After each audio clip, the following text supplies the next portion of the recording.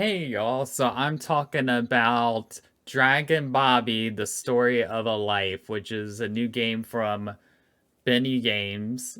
They tend to make a variety of smaller games. It seems like for phones as well as Steam, they do kind of a variety of smaller stuff, and this is the first game of theirs that I've played, and I wanted to check it out. It's a game where you play as a dragon, and it's not just about really a dragon. A dragon's a representation of life. So you start from when you're a dragon, when you're like super young, and then as you go through the game, the dragon grows and gets older. But really, the story is about a person's life. They use actual images from their real life, and as you're going through the world, you get to learn more about their life and the tribulations they go through and their experiences.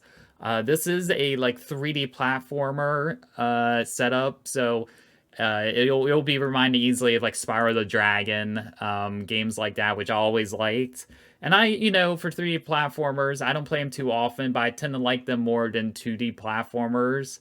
But I'm still not the best of those kind of games, but I really enjoy them. So for this game, it was interesting because you're not fighting anybody in this game. There's no enemies to fight. You're moving around. There's no boss fights or anything like that. You're just going through the world and you're collecting these like little shiny crystal things, these like little shiny balls. It almost looks like a Navi from like Legend of Zelda or something. And you're just like collecting those, and then after you collect a certain amount, the pathway will open up for you to go to the next level slash area. But then, like, if you can try to collect them all. And it's interesting because they place some are very obvious and some are really hidden. So it definitely pushes you to like explore the whole area. So you can collect these things and then learn about the story. And then as you get through the game, they do add some new platforming elements where, you're playing for a while, then it's like, oh, here's a swimming level. And I was like, oh, okay, there's some variety here. Like, you could swim for a level. Then later, as you get older, you learn how to kind of glide your way through. And I was like, okay, cool. So it does, even though there's no enemies, it does like add little elements to help vary the platforming a little bit. Now, the deal with this game is I'm torn on this because I do like a lot of the aspects of it for sure, and the story, of a real person's journey it's fascinating to hear what this person's going through and things like that. But I'm really unsure at this point, to be honest, if it's a game I am able to finish or not, because the game is kind of long. I thought it would be maybe a shorter game, just the way that it was kind of playing out, since there isn't like enemies and stuff to fight, and you're just going around collecting stuff. After a certain point, that gets, a little like uninteresting after a while, and I'm starting to run into that issue.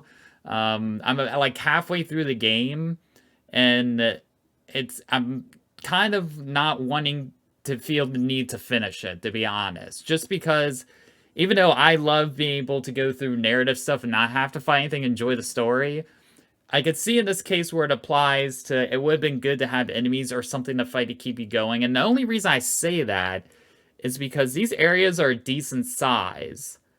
And it would have been better for me, I feel like, to play it with a smaller area. Like if I'm going around just collecting stuff, it's weird when like half the area is just nothing. Like there's nothing there. There's like trees and stuff like that there, but there's nothing to collect because there's only so many items that you collect in every level, and but they're so spread out, so it takes you a few minutes just to go all the way over to a corner to collect it and then go all the way back, and it just makes the game feel kind of slow moving, like really slow.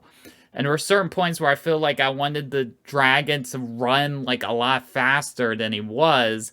And it's nice when you get the glide because sometimes you can use that to kind of jump your way forward and save a little bit of time. But I feel like if they went that route, they should have kept the area a lot smaller. And I would prefer that. Like I said, like if I didn't have to worry about fighting enemies, that's good. I would have liked this experience a lot more if the area is smaller and I could collect stuff and then move on, or there was like more to collect. It was like they had so much empty space in these levels that they didn't do anything with, so it felt like everything dragged if by having no enemies and stuff there. So after doing that for so many hours, I was first kind of determined to kind of see all the way through it. Then I kind of started losing interest, and it kind of sucks as I wanted to hear like the rest of the story. But I was starting to get like a little bored by it, to be honest, and it was just kind of a little tired. I'm like, is it really worth playing more of this at this point? And it's hard to recommend, to be honest. If you like 3D platformers, give it a shot, and see how you feel about it, to be honest. It does work with controller. It said, like, I played it on Steam and it was like, oh, it kind of half works, half doesn't, but it worked on controller fine for me. I mean, I used my DualSense and it worked okay, so the controls felt good. Um, the I like the model of the character, and I like the model of the world. I like the art style quite a bit. And I like the music, for sure. But there are some moments too where like the music will be there, then kind of disappears, and then it's like awkward silence, and it was hard to tell. So yeah, again, this is like another game where I see like the potential and what it like could have been, and it's just like kind of hindered back by its own like design decisions and things like that. So it's hard for me to fully recommend this to play, but if you do, it's on Steam right now. It doesn't cost that much.